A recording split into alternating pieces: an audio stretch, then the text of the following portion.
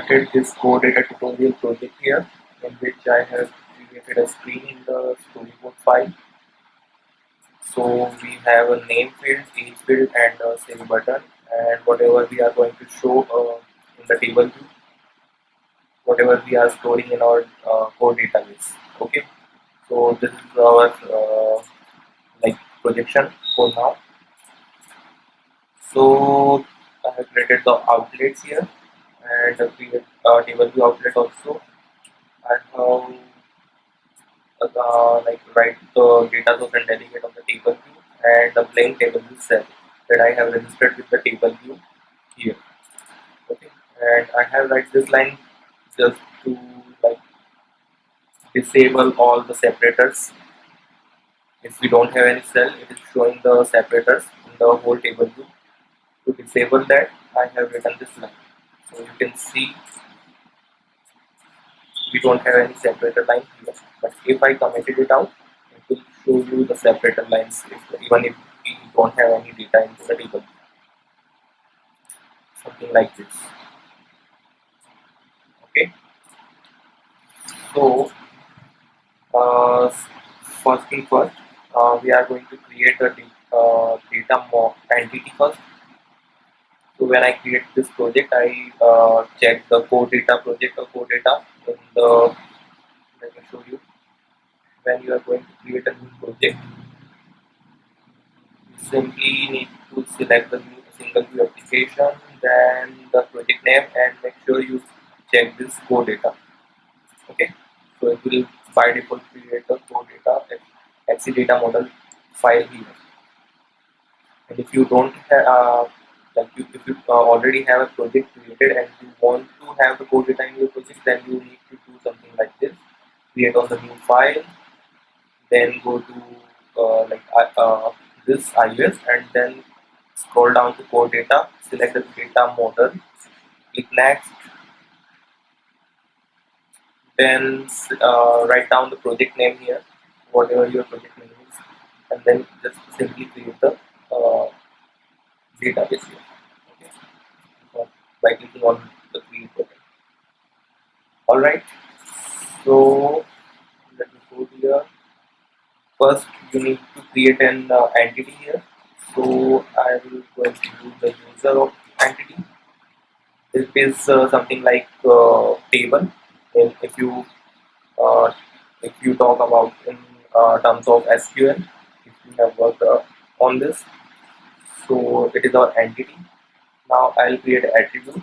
So this is you can say fields. So what we are going to have in this a name.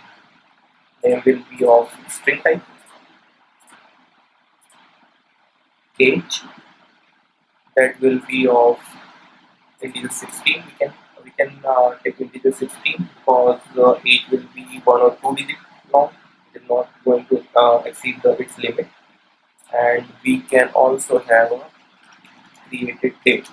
So we can like sort it according to the created date of each user. So created date, and it will be of date. Okay, and so I think it is all the fields that we required in here.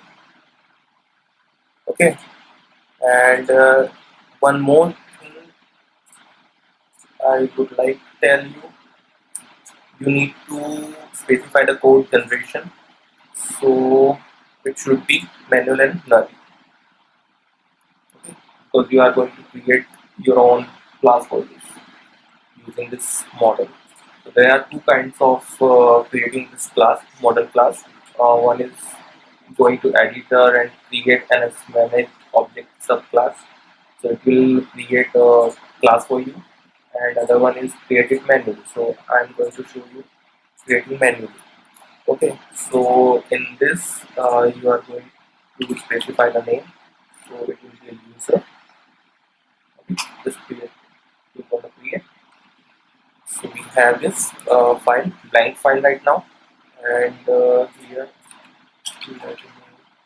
it will be a public class. So write the public class user, and it will be of as managed object type. So,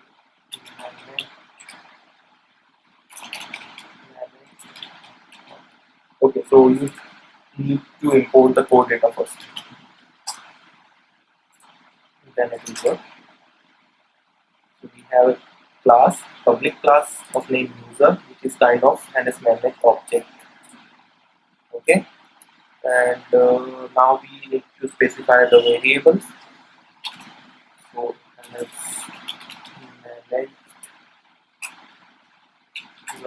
name, which is kind of a string,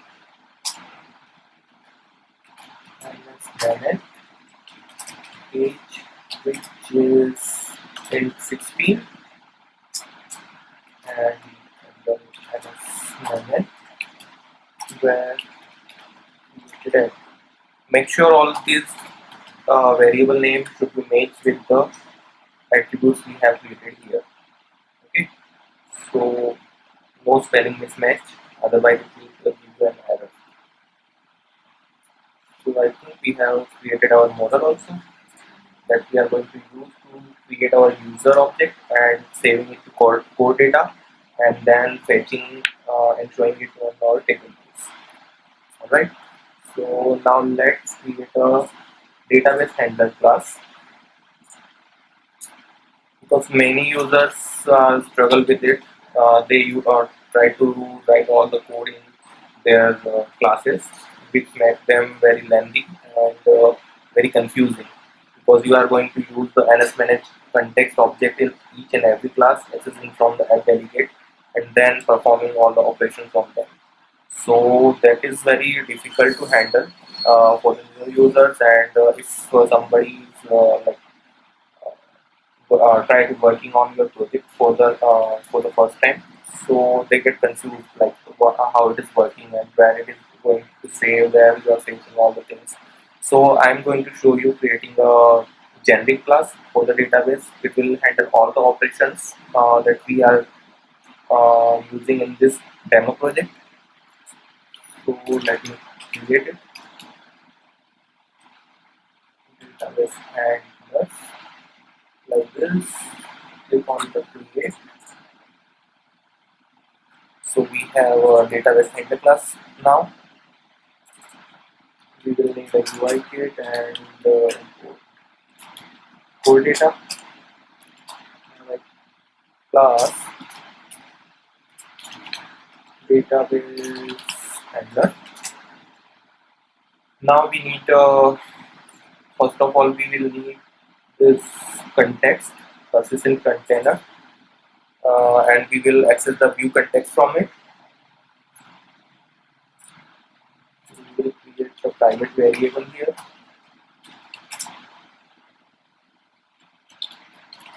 View context, and then we will need to access the delegate app delegate share dot delegate as app delegate, and then we will access the persistent container and then view context.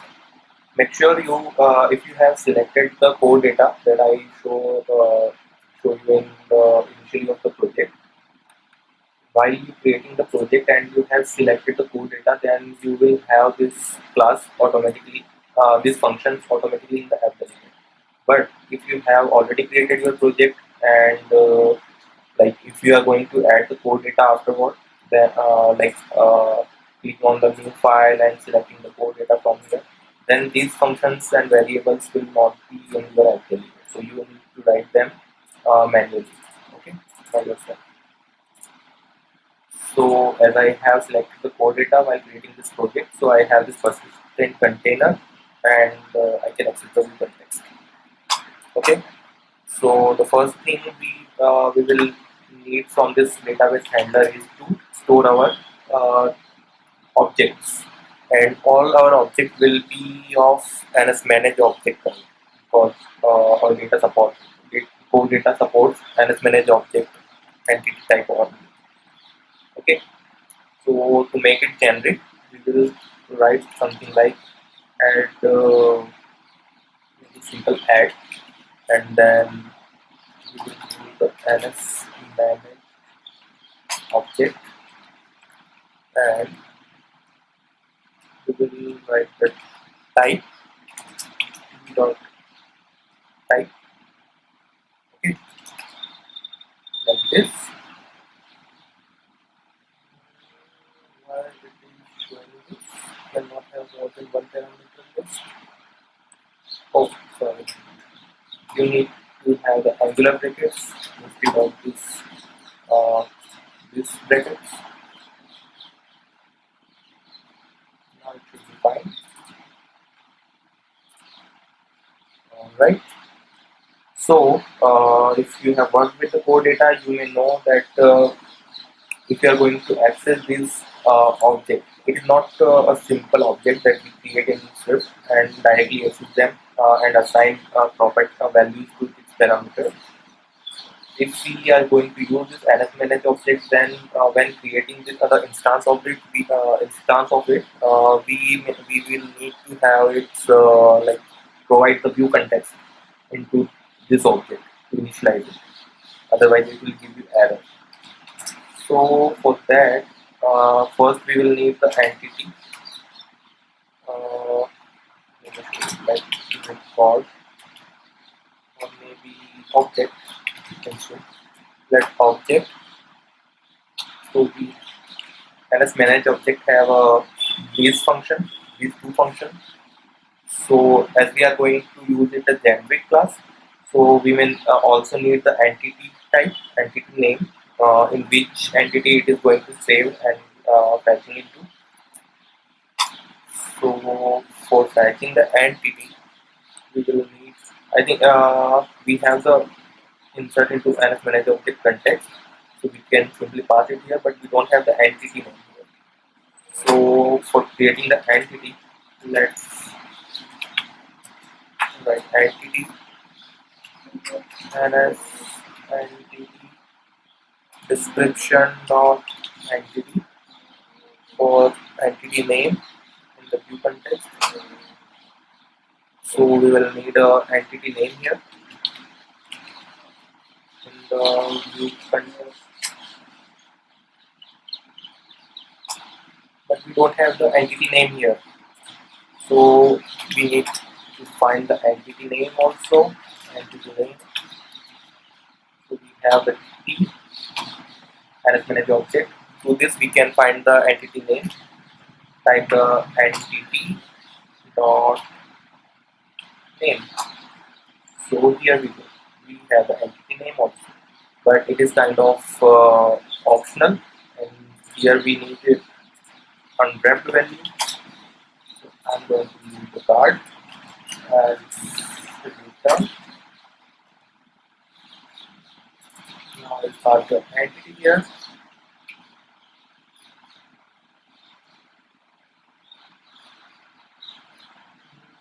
It is still giving error, so we can use the card also from here. Now it should fine. It should be fine now. Alright, so we will have the object which is dynamically created with the view context. Okay, and we will need this object to be returned from here. So return object, and we may need to write a nil value here if it is not success in creating the entity name or entity. Okay, and we may also need to write a save database, I think. Yeah.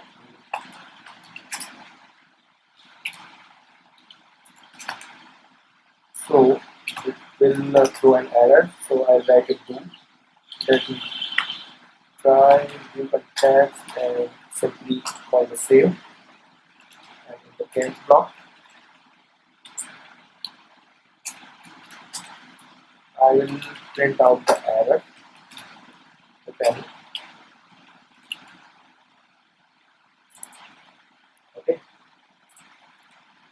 So on the save, what we are going to do, we will first create an instance of the user object that we have created here, and then pass the values into it, and then save our database like current context.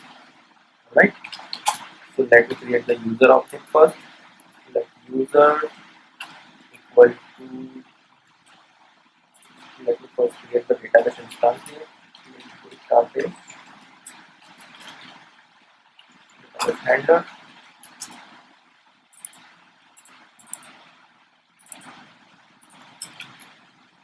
and database dot add. It will be of user dot self. So it will return a user kind of object in which we are going to pass our values. User dot, why is not returning value? Okay, we need to get the var object. So user dot, first we will need the name. So it will, we may also need to have a card object also here to unwrap it safely.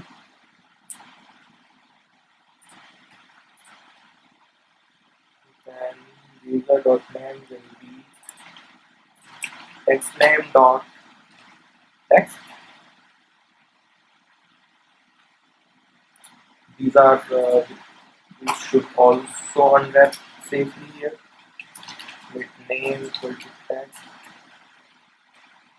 name dot text. With age equal to text, age dot text. And I think we will need it integer type. So first I will write it the text, age text. So we will have a age in the text format. Then I will try to convert it into int16.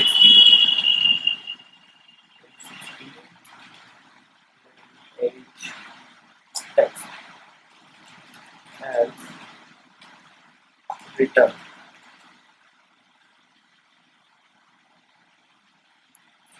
So we will pass the unwrapped value here. So it is more safe, and we can ensure that any value won't be crashed here. And user dot created it should be data like this, and then we can simply call the database save. So what it will do,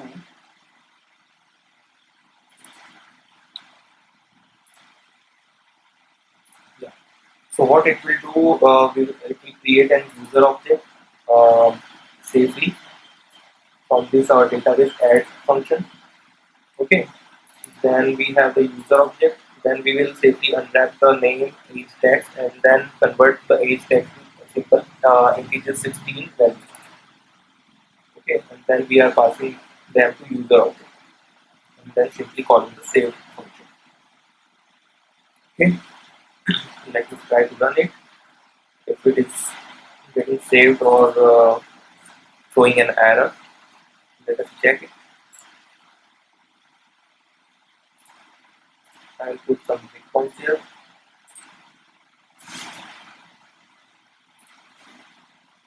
So I am writing my name here, 27, and okay, this is keyboard warning. Clicking on save.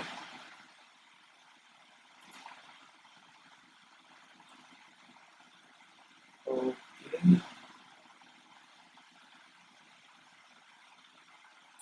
it is giving us an error.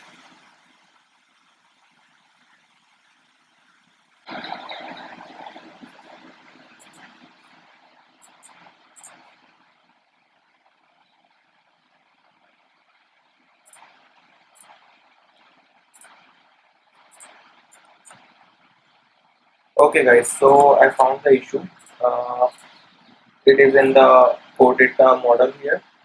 You have to do something like select the entity, and we forget to do one more thing. In the module, you can see it is a blank right now and showing the placeholder like global namespace. What you have to do is simply click on the arrow and current product module. Just simply select this.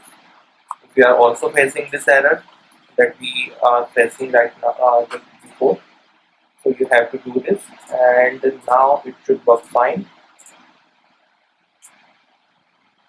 When we type out here and 27, click on save. So you can see we are getting that warning here, but now it have created the user object. Then we have the name object, age text, and age in the int 16. We will do this and then save. This is it. So it is saved in our core data right now. And if we are trying to fetch our values, then we need to write a new function here to fetch all our data. Okay. So what we are going to do, we are let me write a function fetch, and it will also an object. It's going to be an same function like this, the generic function.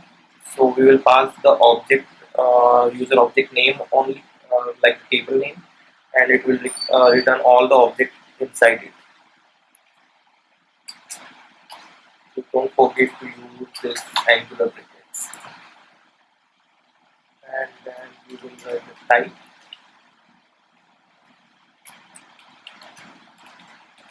t dot type like this, and what we are going to have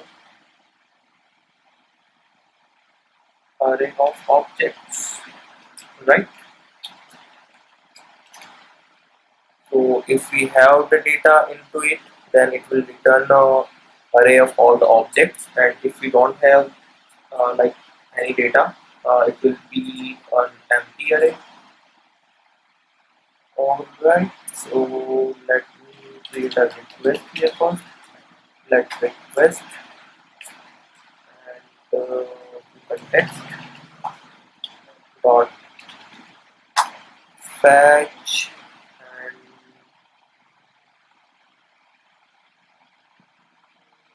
I think what we need to have a request here because it is asking for fetch and a fetch request here. So the request will be t dot fetch request. Okay, and it should be the results of this request. We will pass this request here, and then we can simply return this results as the t object of array, because we want it to convert what is this error. Okay, so it will throw an error, so we need to properly handle it. Try, and then there will be catch. Here I will return a print statement. Error dot like description, and we can also return a blank array from here. So when I write it here, on the view will appear. View will here. I would like to fetch all the records in our database. Let me build it first. of type user itself, and then I want to print them here. User dot, let me print all the names of my fetch result. So it will print all the names that we have stored in our database till now. So you can see it is printing Imran Malik because we have only entered Imran Malik till now. If I write Pranjal age 26, save, and if I try to rerun it, so on view will appear, there should be two names, Imran and Pranjal. Yeah, you can see. Okay, so our two functions are working fine now. Now we want this user object to show on our table. So what we are going to have here, I created this user table to set. So let me create, or maybe we can use the default table to cell here, right? So what I'm going to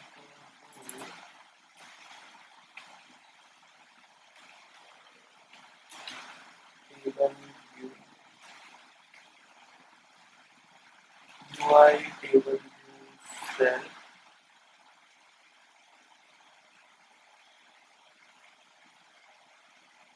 Okay, and it will be of table view cell simple.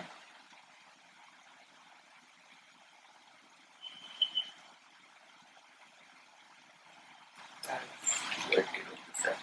You need to unwrap it forcefully, or you can uh, do the exclamation mark here as well.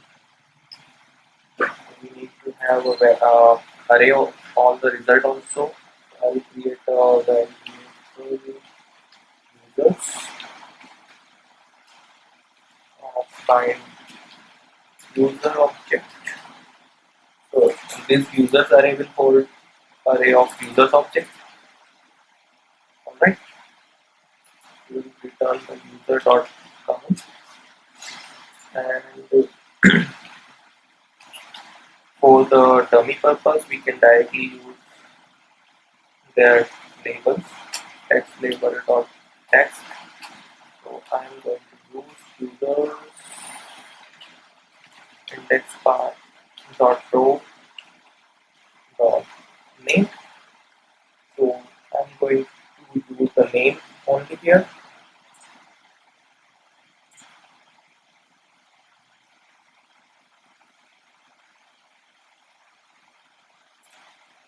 Okay, so what it will do, after fetching the results, we can store them into the user object, and then simply we can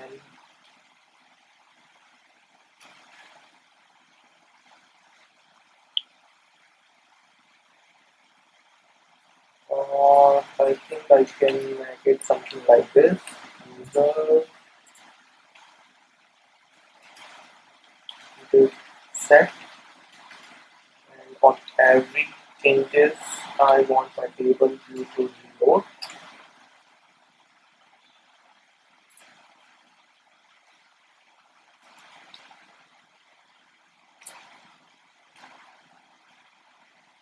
Okay,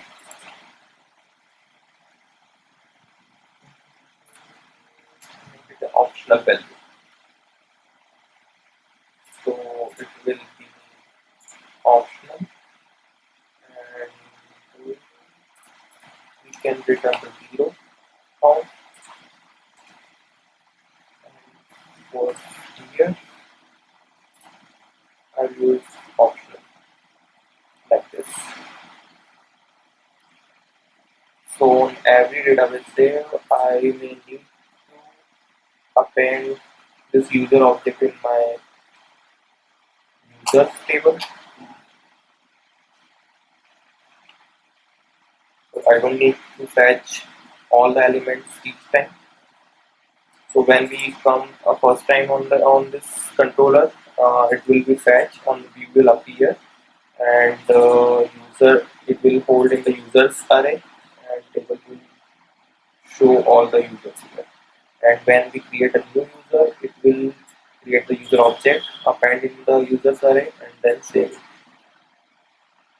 Alright, let me try to run it. Hopefully it will work. Yeah, you can see another transaction is here. Let me XY that 24. Hit save. Alright, so it's working fine now.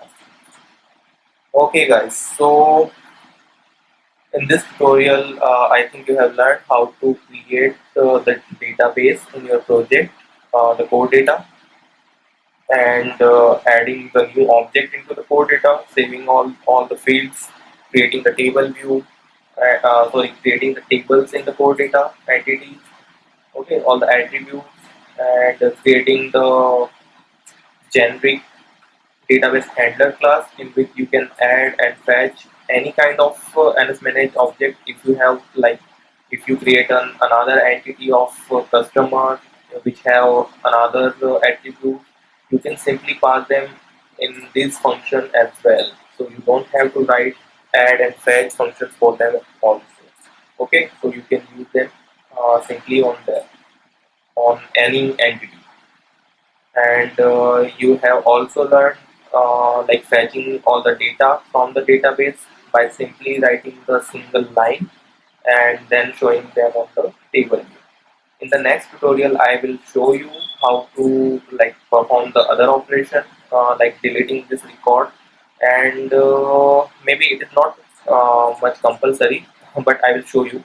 But the main focus on for the next video is for like calling the API and fetching the data from the server and then storing it to our core database. So it is the main like query from many of users. Many users ask me to create on this topic, like showing all the data from the API and storing them. Okay, so I have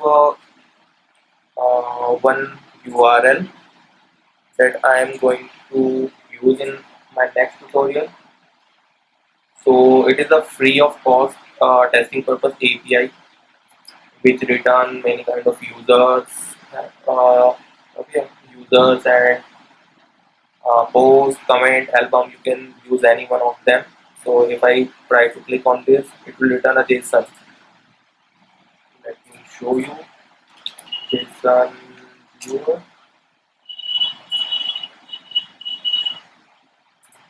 If I paste it here and click on the viewer, you can see there is a result, use result. So we will gonna use all this field in our database core data, and we'll store all these value in our core data, and then save show all these values on our controllers. Like we can show them on our this same table. We will need to create a custom table view cell here, but I will show you in the next tutorial. Okay, so stay tuned on my channel, and if you haven't subscribed my channel, please do it right now, and you can share, like my videos, and you can ask your colleagues. You can share my videos link with your colleagues and friends, so they can also get benefit from my videos and they can learn more things from this.